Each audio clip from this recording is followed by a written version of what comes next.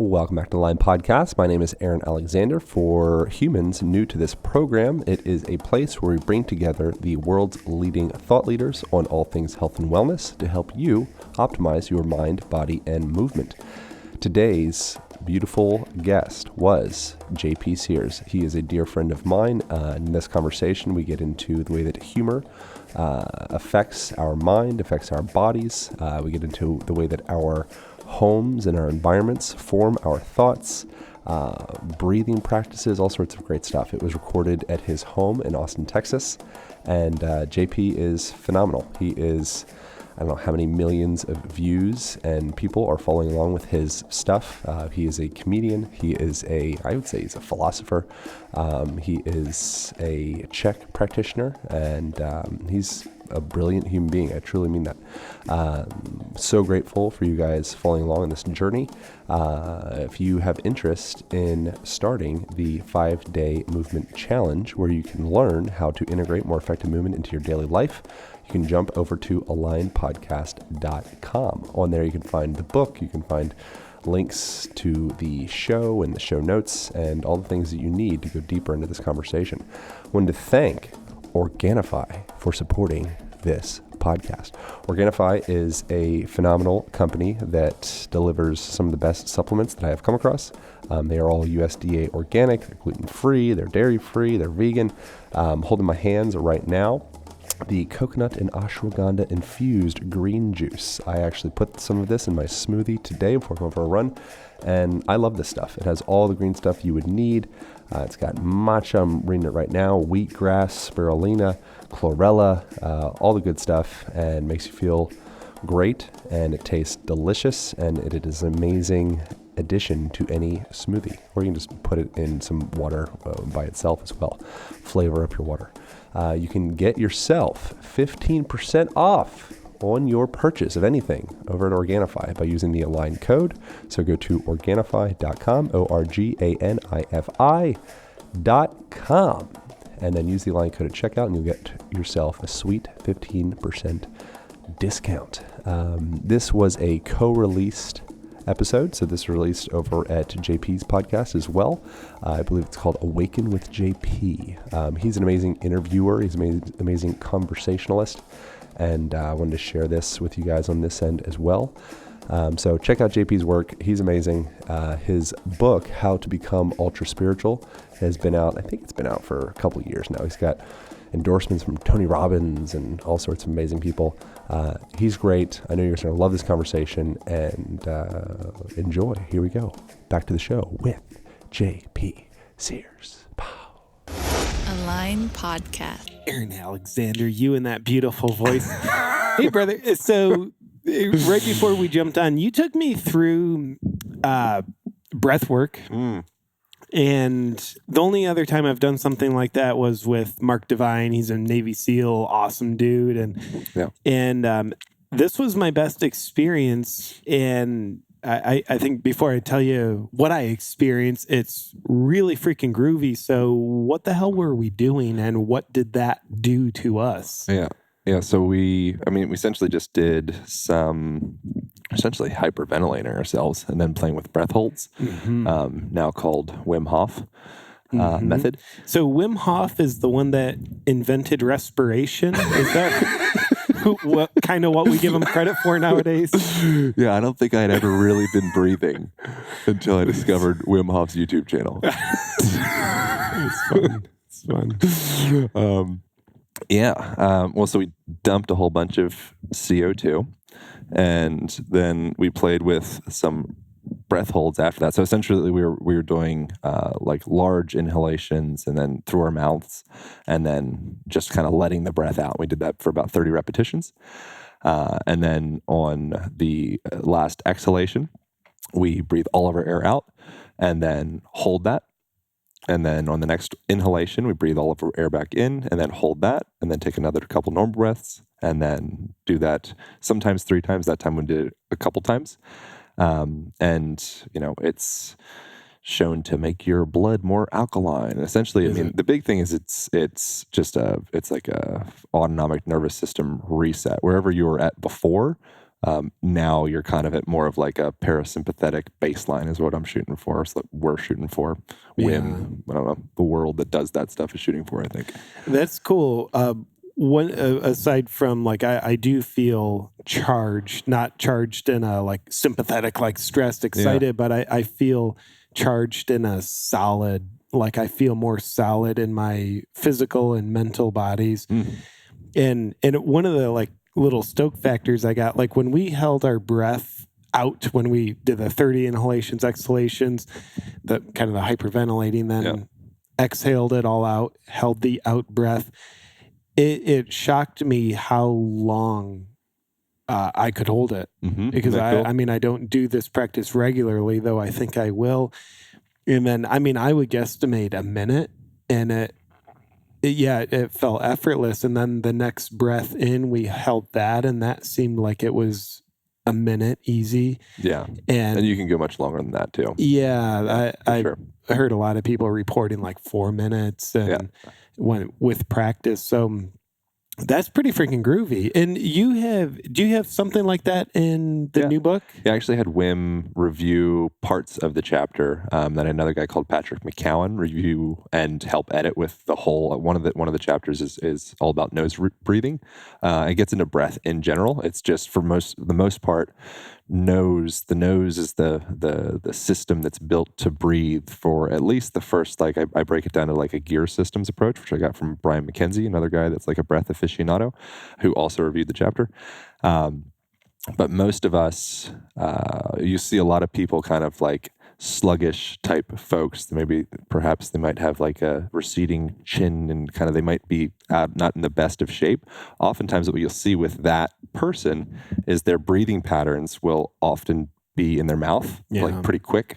You know, they go on a brisk walk and they're always and that breathing pattern, like your nose, one thing increases nitric oxide production in your bloodstream. So it goes back through that paranasal cavity. It's literally actually gathering nitric oxide that's distributed through your bloodstream. Nitric oxide is something you can get on it. They have like a nitric oxide supplement, like beetroot and all this different stuff. Oh, so then you don't have to breathe. You just don't need to breathe, Super cool. And so it's like, I mean, you can, when I was into bodybuilding back in the day, that was like, we'd want like NO2 supplements and such because you wanted to get like the pump. Okay. And so you're buying all these cheap bullshit supplements that you're taxing your liver and whatnot. Meanwhile, I was at the time certainly not breathing in a way that was productive towards that production. So there's typically, like with most things, you don't need to spend a lot of money or seek out fancy technology for, I think, most things we're looking for, at least from like a health perspective. And breath is like a really great, simple, free tool. It's interesting how insanely free it is. And it's insanely free.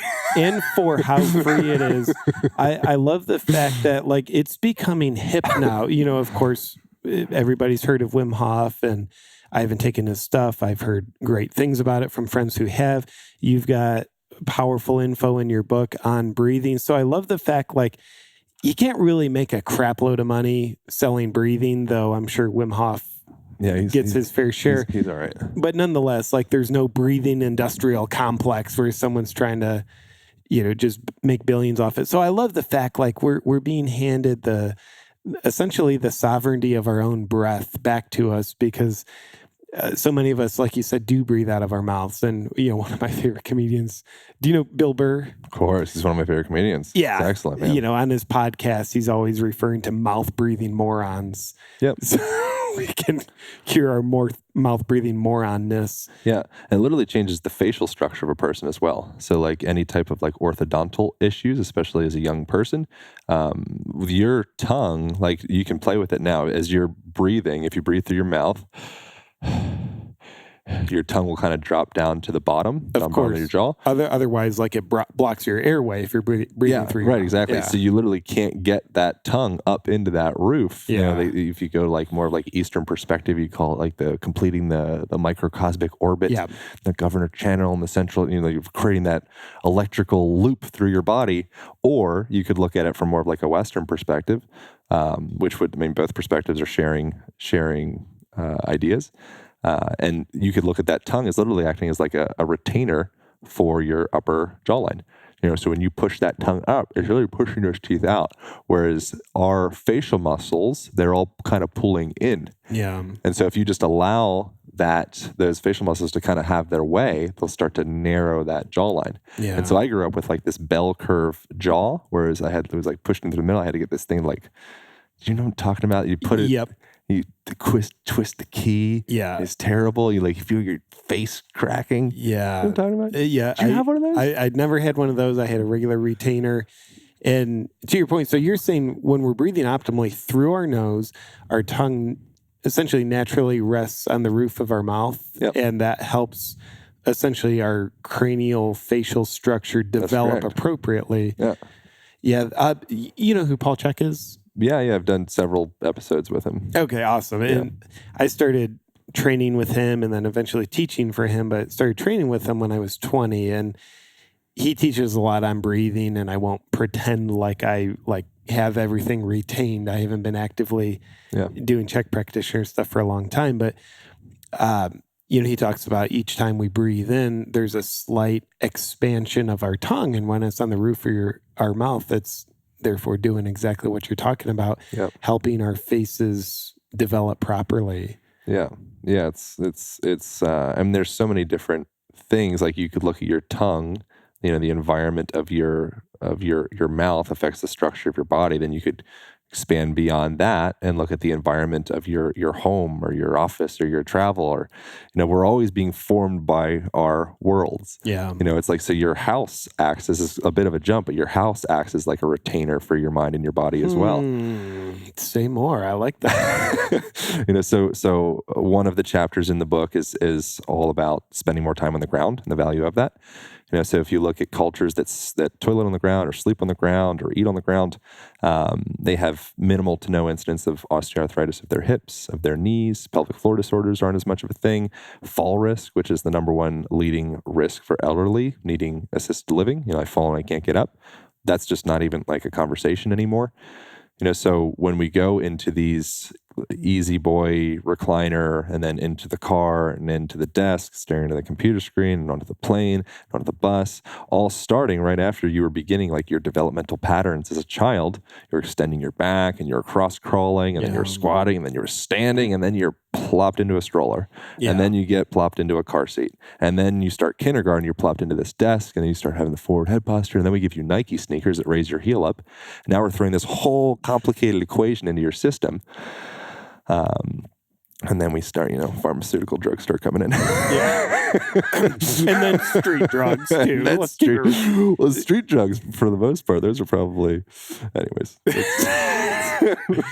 To your point, in your book, and by the way, just for everybody, the book, The Align Method, 5 movement principles for a stronger body, sharper mind, and stress-proof life by Aaron Alexander.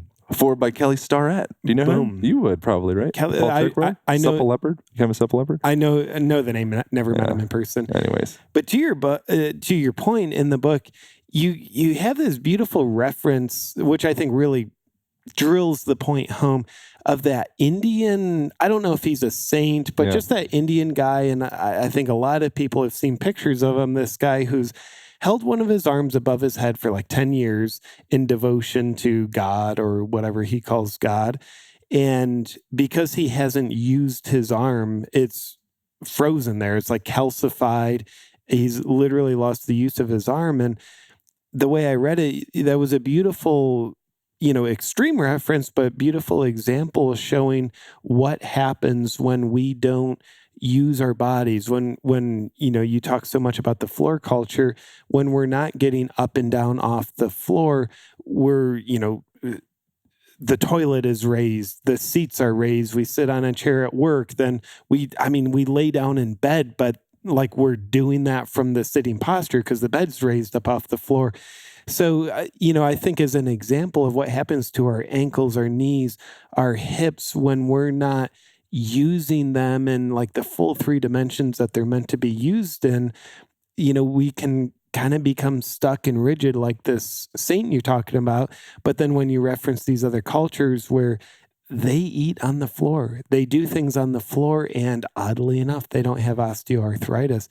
But anyway, long story short, I thought No, I that love that. Indian saint was it really drilled the point home in my mind in a way like nothing else. Yeah, his name's Amar Bharati.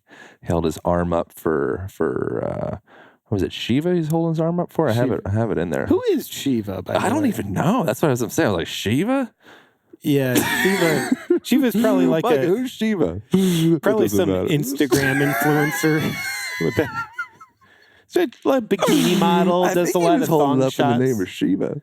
Cool. Anyways, the And if important part. If we've offended any Shiva the orthopedic devotees, conversation here. He was holding his arm up in the name of some of I think let's just call it Shiva. Anyways, sounds like a cat. Wouldn't it be a cat? Like a cat god? so he had his arm up for over 40 years. And 40 years. Yeah, Jesus. yeah. fucking I think Christ. I think he's still kicking. I think he's still up. I would imagine that arm is gonna be up as long as he has a heartbeat. But so what's interesting with that, what you see is his arm essentially becomes like this statue, you know, and the tissue's all atrophied and hardened, calcify, and it's just like this stick above his head. Yeah. You know, and that seems very extreme. But when you think of the amount of time, pound for pound, that we've spent in these dysfunctional positions that go against our structural alignment, like most people, if you ask them to touch their toes or get down to the ground or reach their arms up overhead, they can't do that without blowing out their lower back and then potentially risking a disc herniation. Yeah. You know, and so that's because you've created structural change to the degree that like, oh, you just don't have that movement anymore. You know, it's not quite as extreme as your arms stuck up above your head like that. Yeah. But at a lower level, we're doing the same thing. You know, and I reference I think maybe the same chapter where I mentioned Amar, in China where they're doing the foot binding, or you know, in Thailand where they're wearing the rings around their neck to protect from lion bites, or because it's beautiful, or you know, whatever the reason. Do they really wear rings to protect from lion bites? That's from what I read. That was one of the potential reasons. There was a bunch of different reasons. I like that optimism. I would think if you're getting bit by a lion, there's nothing you can do that would protect you other than not getting bit by a lion. Yeah, I would. But I wouldn't know. know. I'm not a lionologist. Yeah. But when you look at that, I'm sure you're well familiar with Joe Campbell and the process of detribalization. JC, bro. Yeah, exactly. You know, so he gets into the value of detribalizing yourself. You know, we were talking about the rite of passage before this, and you know, bow skills and whatever guy stuff. You know, that if you do go to another country or go to another culture, you'll see stuff that seems super weird. You know, but then when you go back to your own culture, if you do become accustomed to that other place, you go back to your own, you're like, I'll be damned. Like we were weird. Yeah. Like we're all very strange. And if you go back to your culture, you're not used to, you know, women wearing high heels or men using steroids or all these artificial perfumes that are causing all sorts of strange hormonal issues. And like, there's so many things that we do to kind of like, I don't know, protect, guard. You know, it's very, all the cultures are weird. Yeah. You know, and what we're doing with our movement, you know, if you step back and look at it from like a 30,000 foot view, you're like, I'll be damned. Like this whole chair thing is pretty strange. It's super strange. Something I always notice at airports, and I point it out to my wife anytime we're there, because it's like it one part irritates me and 9 part amuses the hell out of me. And that's, you know, like the moving walkways, people will be cruising through the airport. As soon as they hit those, they stop moving their legs. I know, I love the moving walkways, but I keep walking. Yeah. You feel like Superman. Yeah. And same thing with escalators. And I'm not talking about people pulling a carry-on bag behind them on escalators. I'm talking about people just walking. Maybe they have a backpack on. They hit the escalators and they stop walking. That is so obviously weird, where we have crystallized this delusional idea that it's a luxury to be immobilized. Like, give me the chair. It's more luxurious than sitting on the floor. Oh, let me not use my own legs because it's more luxurious to let this machine cart me along while I let my body calcify together. And to me, that's very weird, even though I was obviously raised in this culture.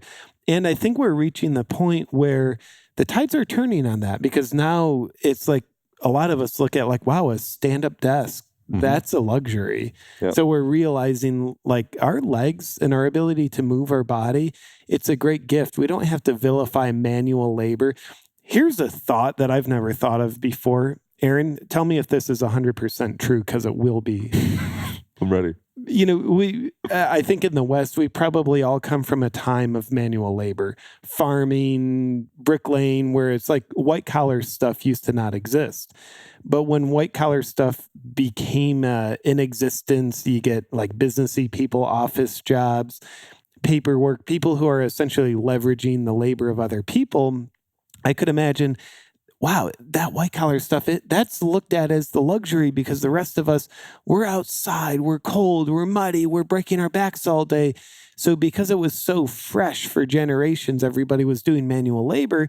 Now the escape from that is like, wow, it's a luxury to not have to do that shit. Yep. But now that we've had the white collaredness in our world for, I mean, well over 100 years, maybe longer, now I think at least my personal feel is like that is now at the other end of the extreme, where it's like anti-luxury, having to sit in a chair all day, but give me the ground. It's always a middle ground. Yeah. Yeah. It's like I think what people need is just a little bit of momentum. You know, we need like a little bit of a push. You know, that I was reading about like certain free range chickens, you know, and it's like on the label, it's like, oh, they get time in the field. They have access to the field.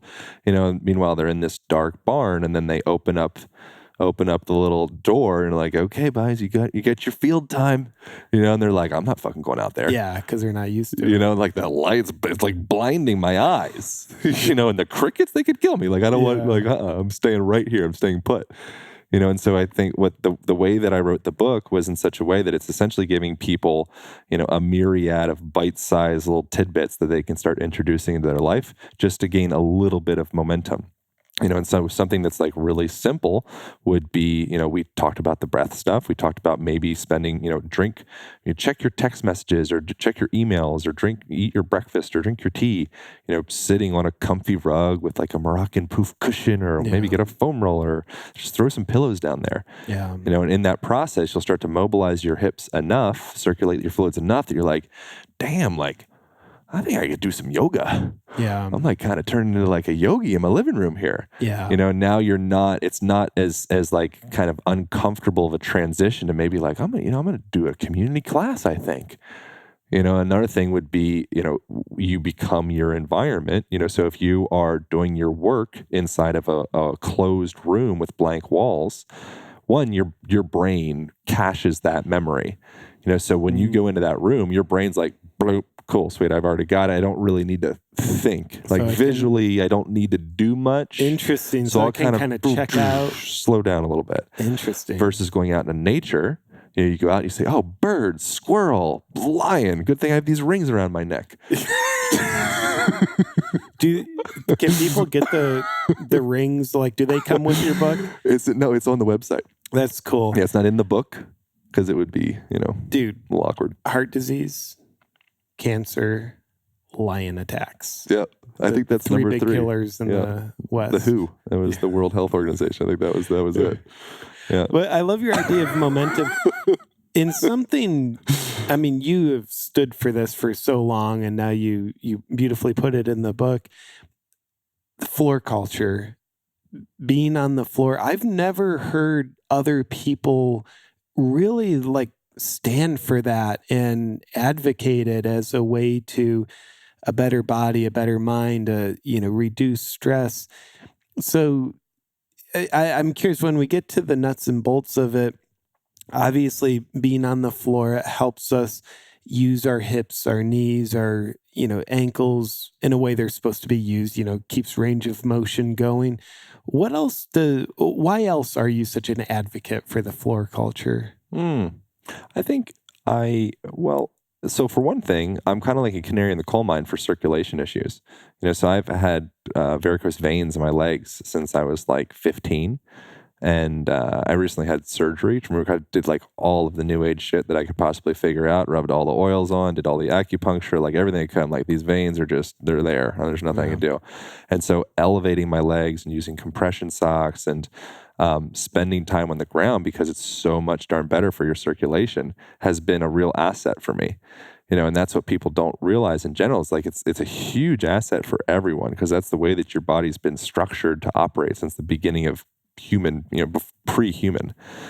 But I think that in large part, specifically with spending time on the ground, it's in large part because I could feel my circulation wasn't as good as it could be. I'm kind of like an old man in a lot of, like physically. Well, you're 90.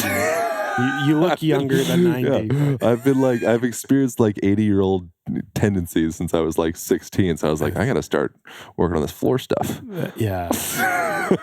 But everybody has that same experience. Like lymphatic, I know that you know this, lymphatic fluid, there's no heart on your feet to pump that fluid back up. The way that it does is through you going through flexion and extension and twists and turns and massage, and that's naturally what you're doing, is you're going through that full range of motion. Yeah. And then with other stuff, I think in part to be better at sport, like really giving a shit. Like I trained jiu-jitsu for a while, dance, and getting into yoga and all that. Like obviously not men's sports. Yeah, right, exactly. Aside from jiu-jitsu. Hashtag sexism. I grew up playing ice hockey, incredibly insecure, and then got into bodybuilding. And so that was like the original, was like just trying to be as manly as I possibly could be. And stuffing every supplement in my face. And, I'd like take breaks to the bathroom at least if I wasn't fed every 2 hours, I was like uncontainable. I was like, nope, not how, like I need protein bar now. I'm shutting down. Yeah. And during that time, that's what led into all sorts of injuries, was so much imbalance in the form of, packing on muscle to protect some deeper crying child or scared boy. So just packing on that, got a leather jacket, grew my beard out, started buying beer from my friends, dislocating my shoulders, dislocating my ankles, chronic stress and pain. It was good. How are you dislocating your shoulders and ankles? Because I've dislocated mine, as we were mentioning before we jumped on there. I've dislocated mine 4 times. But how are you doing your shoulders and ankles? I think naturally, I have a little bit more tissue elasticity than a lot of people to start. So that would be the beginning point. And then from there, add on the insecurity transferred into weightlifting that would just be pumping up the front facing points. Yeah. So culturally, we're already all in the front. So we have medial rotation of the shoulders, forward head, posture, upper cross syndrome is a fancier way to say that. And we're kind of like in this little 12 by 12 cube in front of our bodies. So our shoulders are naturally kind of, the head of the humerus is kind of drifting towards the end of that socket. Yeah. Now compound that with lots of flies, lots of bench press, lots of bicep curls, lots of ab work, quads, just tightening that front chain up, and you're like a ticking time bomb for injury. Exciting. And something about, I'm still on the floor culture, and like I'm so inspired. Good. Before we jumped on there, you were telling me about a hunting trip you're going on in January, your first hunting trip, and when you're talking about like what's exciting to you about it, like being outside and crawling around on the ground is what you said. It's not like, oh, let's get a lot of meat. It's like, oh yeah, being on the ground, and I think that's so. It feels like a back to what really matters, and it's obviously there's a connection with the earth that. I think we can neglect. But when someone raises the objection, like, oh, sitting on the floor, it's uncomfortable for me. You just need to make it more comfortable. The only reason it's uncomfortable is because you're going too hard.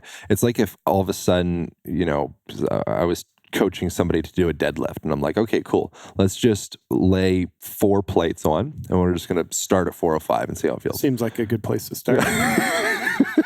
How long have you been a trainer? Yeah. I don't know. Yeah, exactly. I'm not. Yeah, so it's a similar thing with spending time in that range of motion. Anybody just getting up and down off the ground in general, it's gonna be a good thing.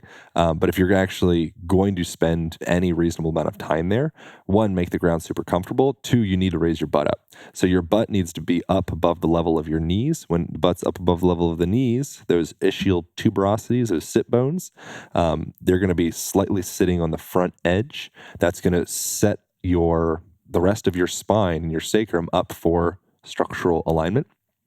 So it's not going to feel like such a pain in the ass. So that's the big, that rule. If you take anything from this whole podcast, and when you're on a chair or a sofa or the ground or anything, do your damnedest to get your butt just above the height of your knees. And that'll set your spine up for success. We stand for spinal success. Which is associated to confidence, you know. So and associated to even like your postural patterns are connected to the way that you think, the way that you feel, and the way that you access memories. So the way that you access memories, really. Yeah. So says research. I mean, science is science. It changes. It fluctuates. Don't believe in science. Yeah. You keep claiming the Earth isn't flat. It doesn't make any sense. When you set out to create studies, like there's been lots of research around posture and the way that affects your physiology. Yeah. There's, the popular Amy Cuddy stuff, which there's been, contention around that, where she was, are you familiar with that? The Harvard. No. So her thing was I'm sure you've seen it or heard of it, that like the power woman posture, when you're standing in a upright position like that for just a couple minutes, they took saliva samples. And I think we might have talked about it on yours last time. Anyways, they measured cortisol and testosterone levels, and they found that being upright, standard, what I call the aligned archetypal position. Yeah. Your testosterone levels go up, and then cortisol stress hormones go down. And then the inverse happens in what I call the mopey position in there. There's been some contention around that. And then they're kind of like, they rebutted and like, no, it is legit.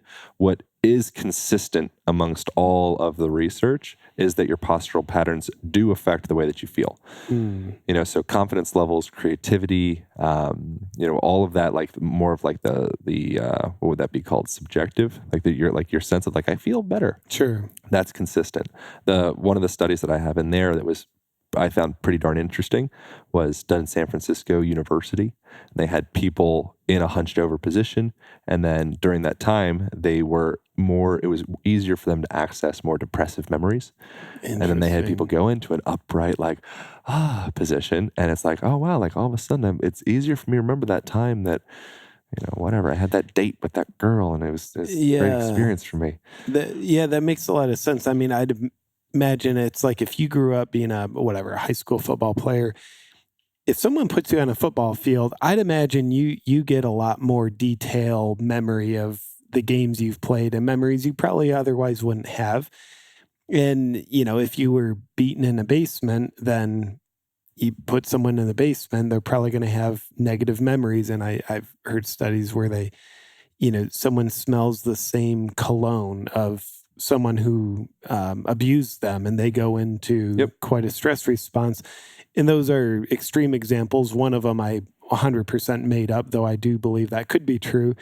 But just now talking about like, oh, okay, now it's the posture that takes you to the memory. And anyway, my little rambling way. Your body, you have all of these anchors, so other stuff I know you're familiar with is like neurolinguistic programming and Tony Robbins stuff. And at least I think that you're familiar with that. Yeah. And so things that he gets into is like creating anchors. Yeah. So you posturally, if you go to Tony Robbins seminars, say, show me your move. Yep. All right, hit your chest or whatever you do, show me your move. You're like, okay, cool. Like that's so he's. I believe the preferred nomenclature is make your move. Aaron feels disrespectful right now. Oh, Tony did an endorsement for your book. He did. Yeah.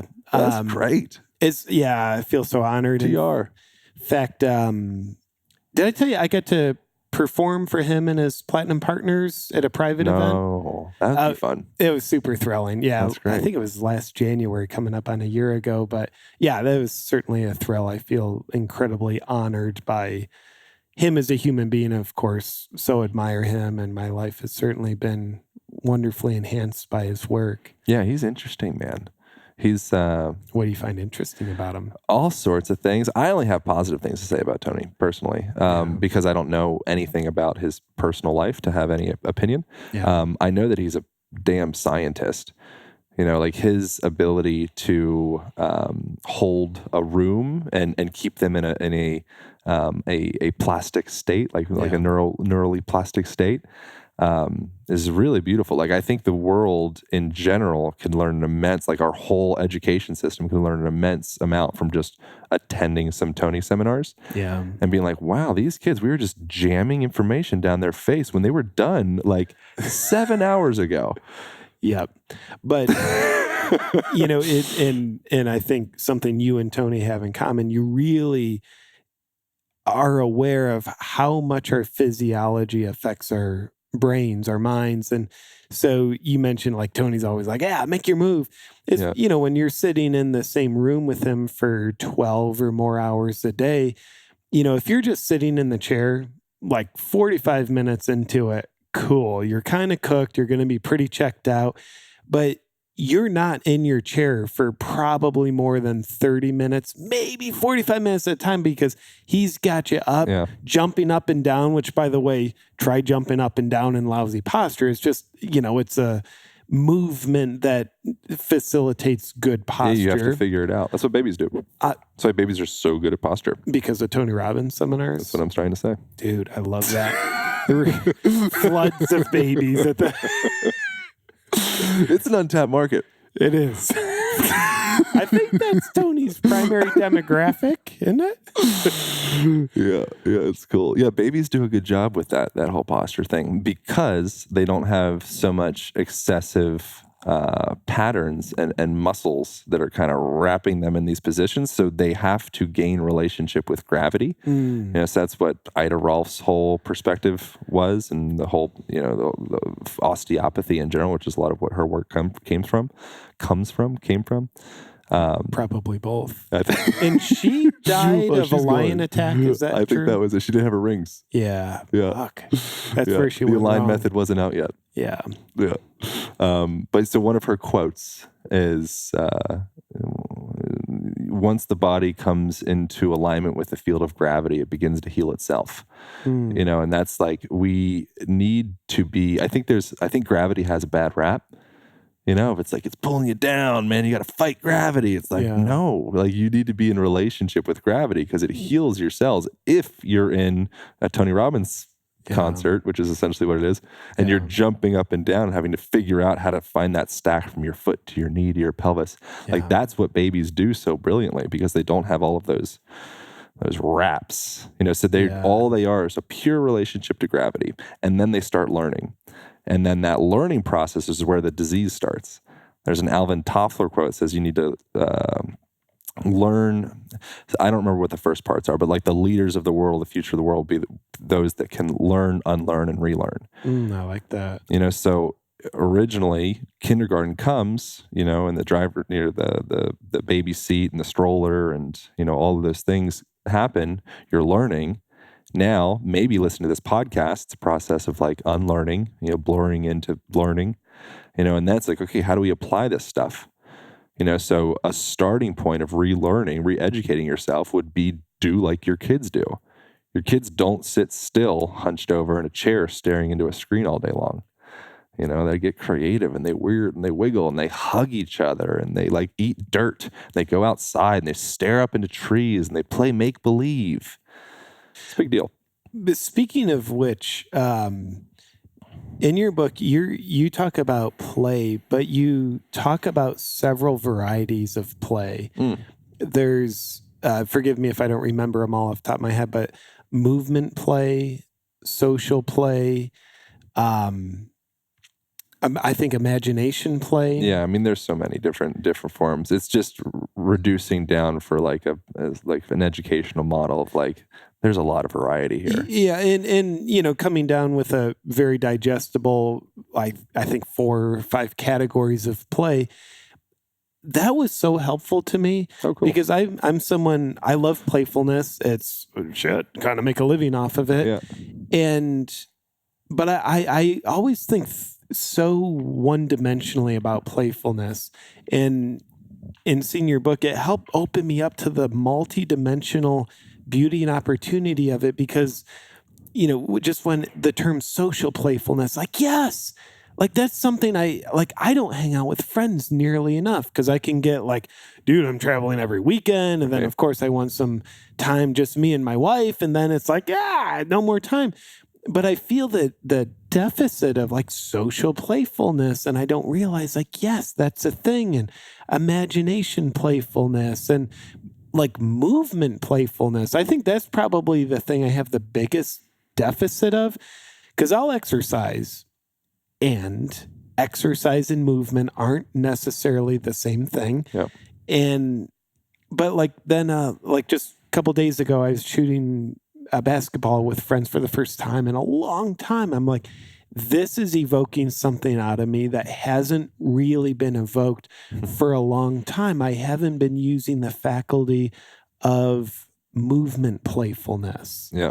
And it's like honestly, it feels like a rebirth, bringing it back into my life. Yeah, that's like, so Stephen Porges is someone who you might have heard of before, polyvagal theory. Until he got killed by the lion attack. Right, exactly. Yeah, but his research was good before that fateful day. And he that was one of the things that I learned from him, and I talk about his stuff a lot in the book, or a couple times actually in the book. And social engagement is the fastest way to jump the ladder to bring your own nervous system back into a state of, parasympathetic rest digest, like, a more balanced state.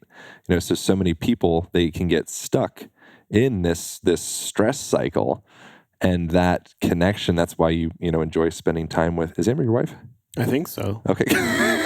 Would it be funny if I didn't know? Like, I don't know. She might be my mistress. See where you guys are at. Yeah, we got married a year ago. Oh, good. Yeah. So all of those things. It's weird, man. Like same as before. Like all the tools that we have to access our innate healing capacities and just feel like fucking kids. Yeah. Like kids do it. They do. We stuff all these layers in the form of like, in our case, like stacking muscles and these linear patterns, and then we put ourselves into these linear boxes, and that's kind of like a riff off of Tony's as well. Yeah. You eat your box lunch, and you eat your box car, and then you look into your box, and then you have a circular can to change your state.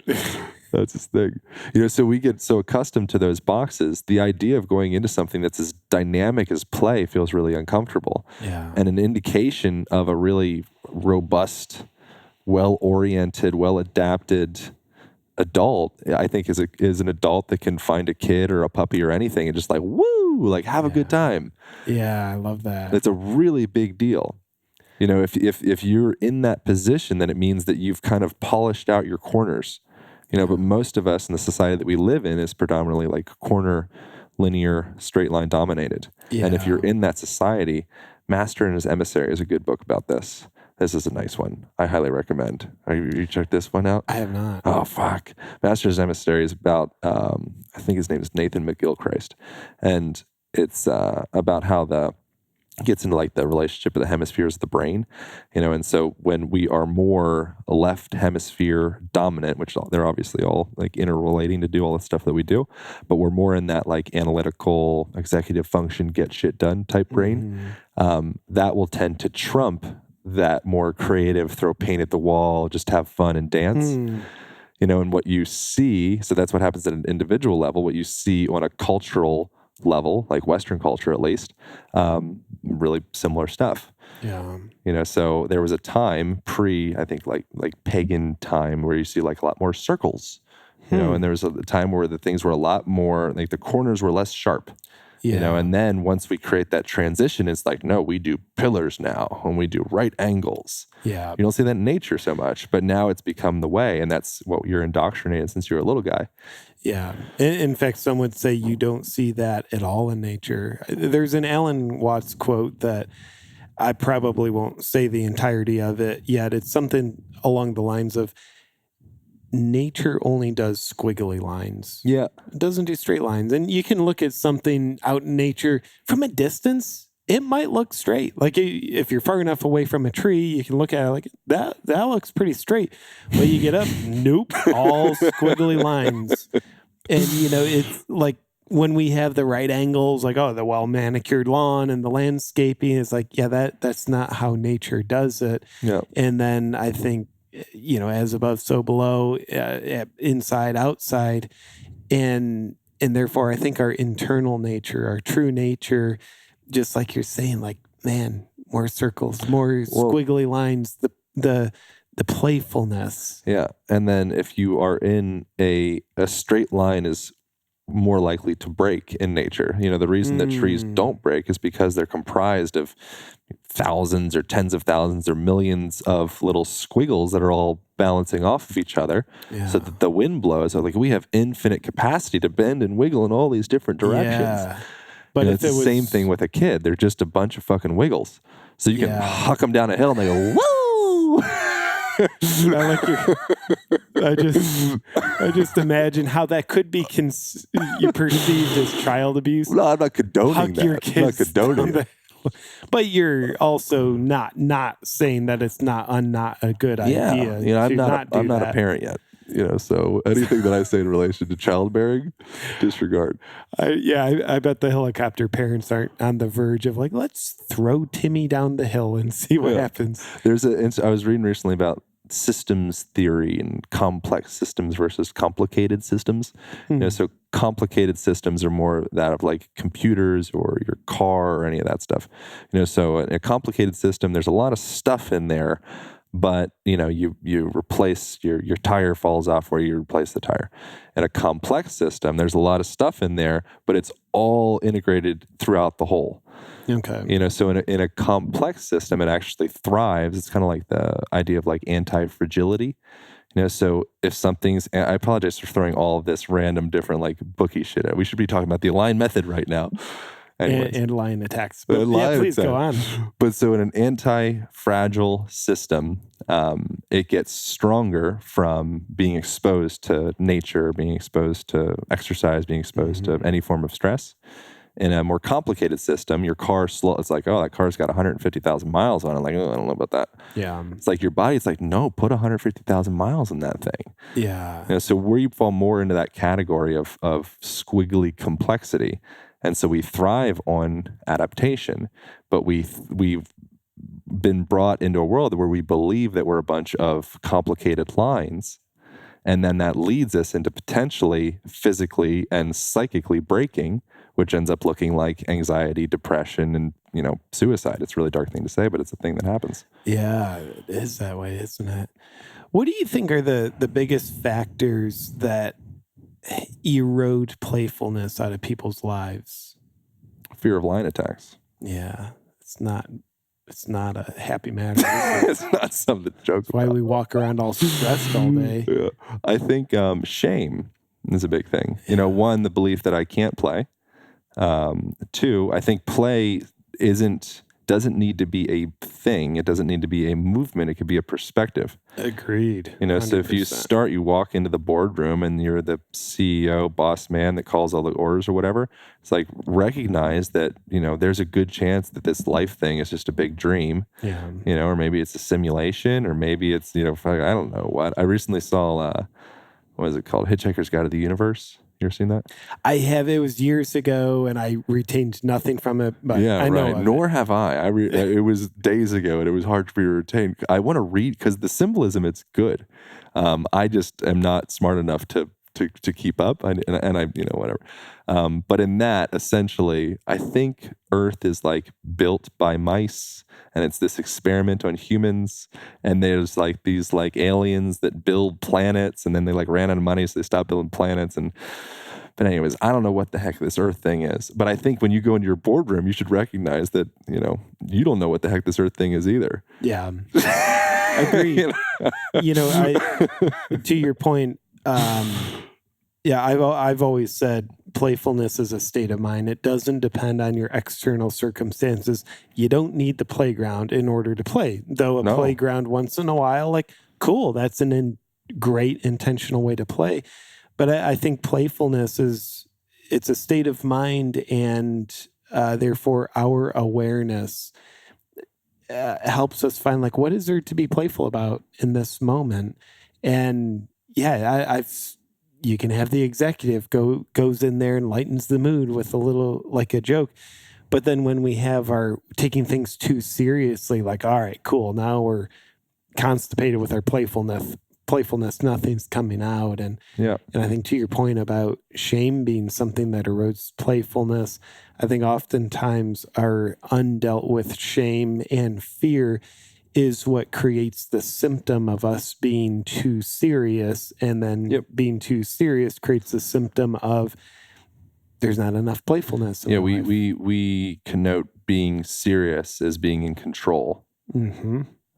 So if I put on serious suit, it's like I like the idea that adults are just a bunch of babies wearing adult costumes. 100%, yeah. We're all operating on systems that we created like pre-6 or whatever anyway. Yeah. So if you start to look, I think that's a good practice, actually. I should have put that in the book.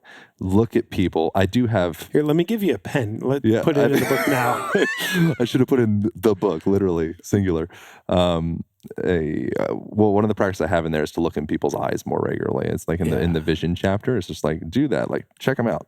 I don't remember what I was going to say. I was excited about something. Doesn't matter. And I was excited too. It was something about vision. Oh, I know what it is.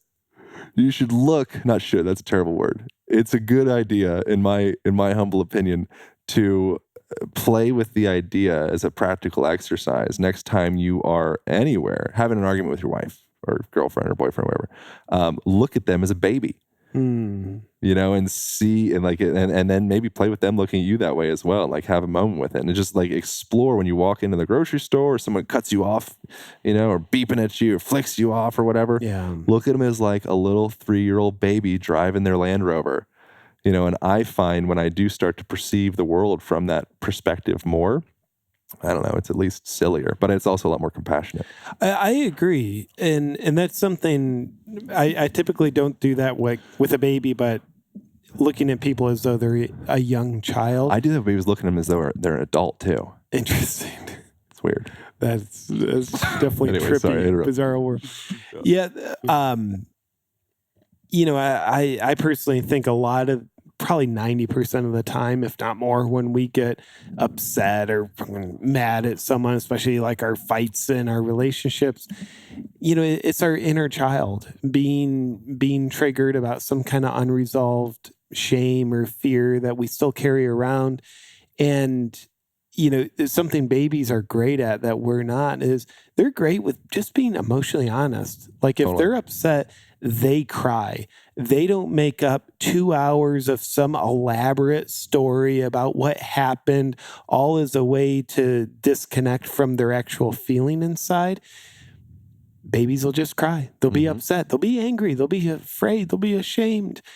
And I think sometimes it's so hypnotizing, in a conversation or an argument with an adult, that I actually get convinced that's an adult. But the reminder is like, no, like they, just like the tree outside, its child is still inside. All the inner rings of the tree are still there. We just don't see them from the outside. And the child is still inside of that adult. And it's probably the 3-year-old or the 3-month-old child inside right now having a temper tantrum, being afraid, being scared, but it doesn't come out through baby tears. It comes out through misdirected stuff out of the adult's mouth. Yeah.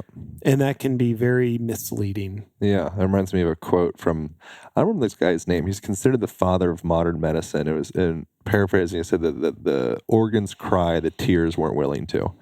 Oh, wow. Yeah, and that is a strong perspective. I love that. And so that's kind of like, babies or little people of any sort are good at expressing their nature because they're in relationship with gravity. They're in relationship with the trees. They're in relationship, with like all this natural stuff. And so when they feel a thing, they're like, it's out. And they're like, okay. Because there's not any shame around like, oh, my face can't look like this or my shoulders can't do that. It's like, but the moment that I was listening in on a book by John Sarno, Mind Over Back Pain. Do you know this one? I haven't read it. Would be I know right of up your it. alley. Yeah. And so in that, one of the references he was talking about was essentially this exact conversation of like this woman. And he's like, oh man, like I learned this great idea from my friend or my doctor that, whenever my baby is like having a tantrum, I just spray some water on its face like a cat. Jesus. I don't know if that actually happened, but it was in the book. And she's like, it worked great. When the baby started to act up and you got the little water thing, hopefully just sucked it back and kind of put it down. I mean, that's what it's in the book. I don't know if it actually happened, but nonetheless, the idea of it is the relevant thing. And at some point, you learn that if I express myself in this way, I'll get some water in my face, and it's better for me to suck it down, and I'll just deal with this shit another time because this room isn't appropriate. Yeah. And then what Sarno's opinion is that 90% of chronic pain is a manifestation of some form of repressed anger or sadness. Wow. Yeah, that's bold. By the way, that squirt water in the face of the child, that is 1 degree away from being electroshock therapy. Yeah, that's what that is. I hope that happened. By the way, what kind of a weak ass millennial baby would that be? Like if it grows up to be traumatized, like, oh, what happened to you? I had room temperature water squirt on my face when I was a baby, and it was too much. Yeah, that is some weak ass shit. You're right. Isn't it though? I never thought about it. I was all on my high horse of how terrible that was, but now I'm like, shit, JP. It's terrible in 2 ways. It's terrible parenting, but if the child gets wounded by it, that's terrible childing. Like that's just a weak child. I think you're right. And a stupid parent. Start a petition. They deserve each other. Both should be fed to lions. So Shiva is a god, is a lion god, is he? I think Shiva is the burrito god from Mexico, undoubtedly.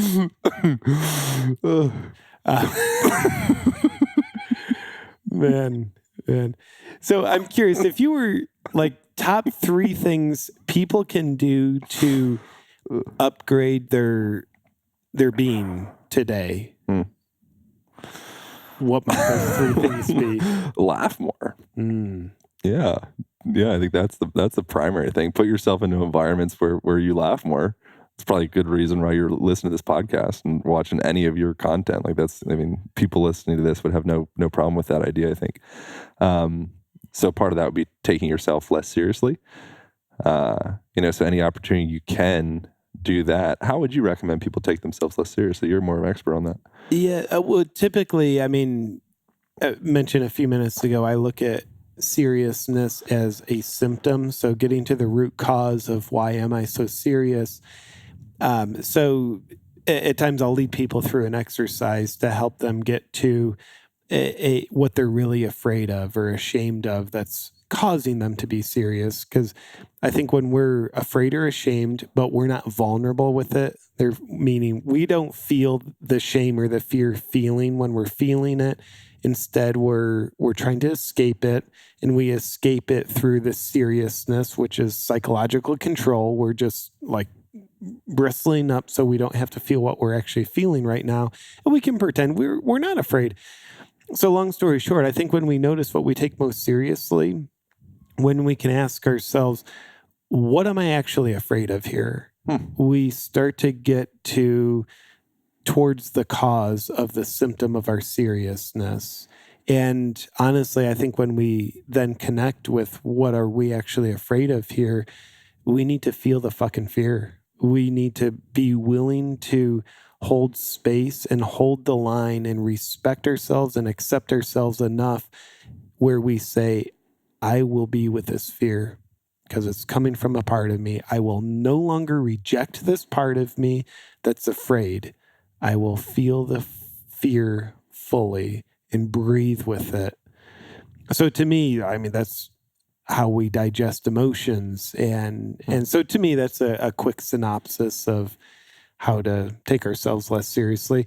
And of course, like supplement to that is remember to laugh. Put yourself in situations, go see a comedian, watch funny videos, clown around with friends. Random art and all that stuff I think is so valuable. Yeah. I'm glad I asked you about how to take yourself less seriously. Well, thank you That for was the legit. question. I would have said like play with cats more often or something. Yeah, take the neck rings off. Like, Yeah. come on. Yeah. The other thing would be just pay attention to your breath. I love that. You know, it's like as you're walking down the street, something you can do, people do right now is, you know, you could bring your hands to the sides of your ribs and, you know, just see where your breath is at and see if you can start to breathe a little bit more horizontally, breathe out in the side of the ribs, really bring that diaphragm online. You know, and your breath is a one-to-one relationship of your psycho-emotional state. You know, so that would be something that I would have a regular check-in anytime throughout the day. If you're having a conversation, you're getting heated with somebody, you're about to make an important decision, you're about to go up on stage and do a thing that's making you freak out.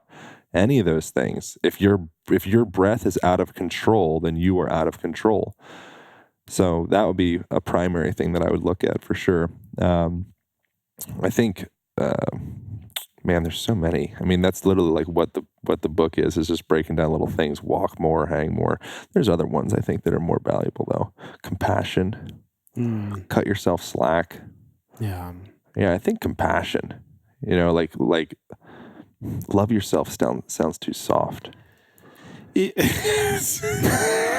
That sounded so uncompassionate of you towards yourself. Right. That's good. That's good. Fuck the compassion. Let's be fucking compassion. But yeah, to me, love yourself. Like, to me, it's very appropriate yet pretty impractical. It's kind of like, oh, what does that mean? And yeah, right. It's nebulous.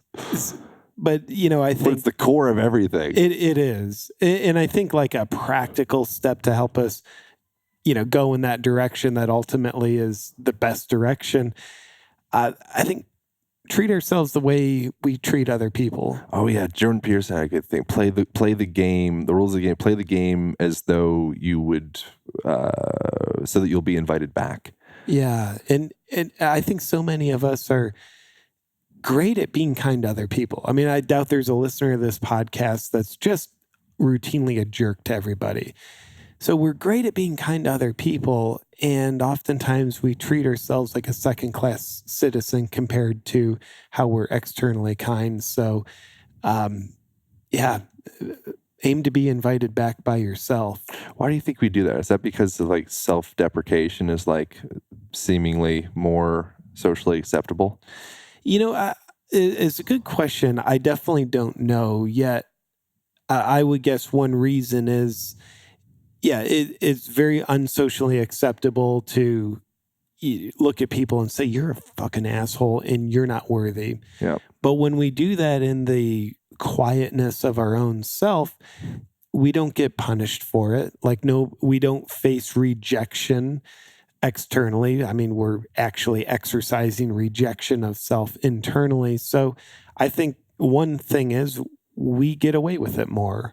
I mean, I think there's plenty of stuff we project out onto other people as a way of finding our undiscovered self. But because the social consequences of being an asshole to other people are just great enough, I think we tend to keep most of that treatment directed towards ourselves. And I really don't know. Like, is this a phenomenon for a bunch of people, or am I just telling a story about myself? Because I know I do this.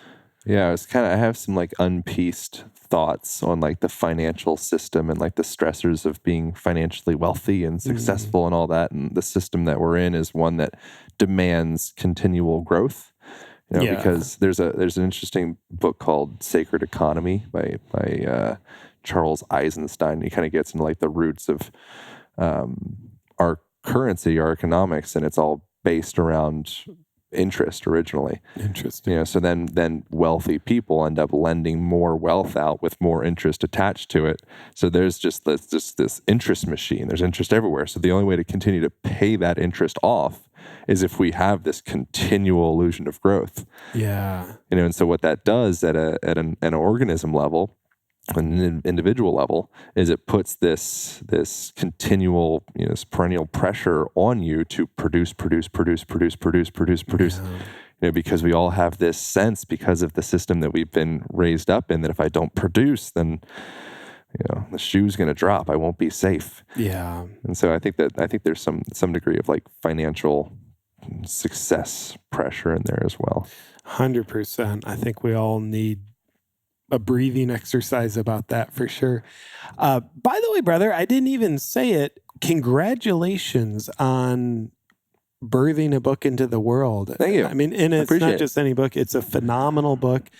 How's it feel? I'm at a point presently where I care more about, I ebb and flow back and forth. It feels, for one, it feels the closest thing that I as a man, I think, could be with creating a child other than like an actual child. So that there was an interesting sensation of like, if I left this body, and if it died, then that's pretty cool that lives on. Yeah. It's mostly my ego talking, I would say. It would have to be, because who the hell cares? Yeah, well, maybe, but I'm not going to shame that. I think Yeah, but that's so pretty there's cool. so that was one thing that actually like a tangible sensation. I was like, huh. Before that, there was a lot of, moments that even just reflecting on death, like that was something that I felt as like, no, like I'm not ready. Yeah. And so there was some degree of almost like a tangible release of sorts, of pressure. Because for the last 5 years or so, I've had this pressure on me of like, oh, I want to create something. Yeah. So that's been helpful. But the process of creating the book has been really fascinating. There's been a lot of things. One, having deadlines has been valuable for me. I tend to be more of like a fluid type person. So having the publishers and having this team around it and committing me to that's been a huge growth. And also expressing myself authentically, showing that this is the best that I can do. That's very rare for me. So I think throughout my life, I've kind of like protected myself with excuses of, oh, like, I didn't get enough sleep last night. Like, I didn't really care about that. Or I was like, I really give many shits about the book. Yeah. And I had a whole fucking year to write it. Yeah. You're like, this is the best I can do. And it's my face on the front, it's my name on the bottom. And if you don't like it, it falls back on me. Yeah. Like that's something that I've avoided for most of my life. I love that. Risking playing full out. By the way, there's a huge like code for a beautiful life right in there. Being willing to go all out, do your absolute best, and risk having that not being enough. Because otherwise, if we're trying to protect ourselves from our absolute best being rejected in some way, we're always self-sabotaging. We're always playing at 90% or less, oftentimes way less than that, so that inevitably when we do fail, and some shit we do will definitely fail, no question about that. But when it does, we get to have this little Nerf cushion we land on that says like, oh, yeah, well, I didn't play full out on that. Yep. I didn't 100% give a shit about it. I didn't let my best come out, but I love it when we can let our best come out. Yeah, we fear our potential more than failing. That's like a paraphrase of Marianne Williamson. She says it better. I think she paraphrased Nelson Mandela about that. Exactly. I think he was the original. Exactly. And he probably fucking stole it from someone. Who did you get His it from? quote thieves. Yeah, the quotes are so funny. I wonder how much of your book or my book, I wonder how much of it is genuine. Not genuine, like authentic, like JP did. That was a JP sentence right there. As opposed to A conflation of lots of different information that you've gathered over time, and then you're putting in between two. I think that's a great thing to be curious about myself.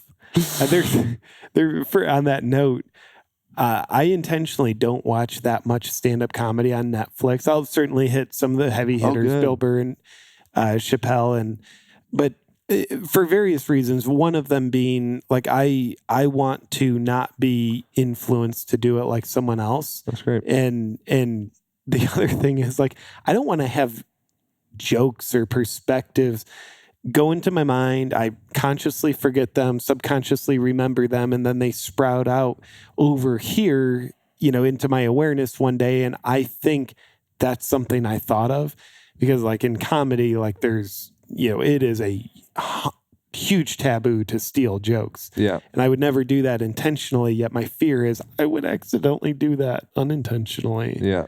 So the original thought. I think it's all inevitable. Yeah. Probably. So, hey, Where's the best place people can grab the Align Method? The Align book, brother? Method. Well, so this will probably go out so it comes out December 24th. And if it's before then, you go to thealignbook.com, ALIGN. And then there's bonuses and all the things with that. So the goal is that it's a excellent Christmas gift. So it comes out right before then. And then after that, after December 24th, 2020, bookstores, Amazon, all the places. Love and that. then people can, if they give a dang, I'm probably just going to co-release this because I feel like I would like to have this on the Align podcast as well. Amazing. Hello, Align podcast listeners. So where should people look for you in your side of the world? Yeah. Thank you, brother. I appreciate you asking. Yeah. All my social medias are Awaken with JP. So YouTube, Instagram, Facebook, all the spots. Cool. And yeah, thank you, brother. TheAlignMethod.com. Thank you for AlignPodcast.com. TheAlignBook.com. It's very confusing. I apologize. But what? TheAlignPodcast.com is my website. TheAlignBook.com goes directly to the book. Correct. Yeah. Gotcha. And both links will be in the show notes. Yeah. And yeah, brother, thank you for writing this beautiful masterpiece. Thank you for taking the time to stop by and connect. Yeah, man. Thank you. Thanks for being a light in the world. You're welcome. Hope you guys enjoyed that conversation as much as I did. I want to present y'all with a fun opportunity of starting a program that I created called the Align Method Online Program that focuses on unwinding the unsightly patterns of staring into technology, essentially. So forward head posture, rolled forward shoulders, hyperkyphotic spine, disengaged glutes, knees collapsing in. If there's collapse in any level in the body, it will trickle up and down through the rest of the system. And that program focuses on unwinding those things, giving you self-care practices, movement practices, and lifestyle adjustments, very subtle ones, that will give y'all more flexibility, more strength, more confidence, more energy, all the good things. And you can start the first week absolutely free and just go to alignpodcast.com/Align Method, ALIGN method.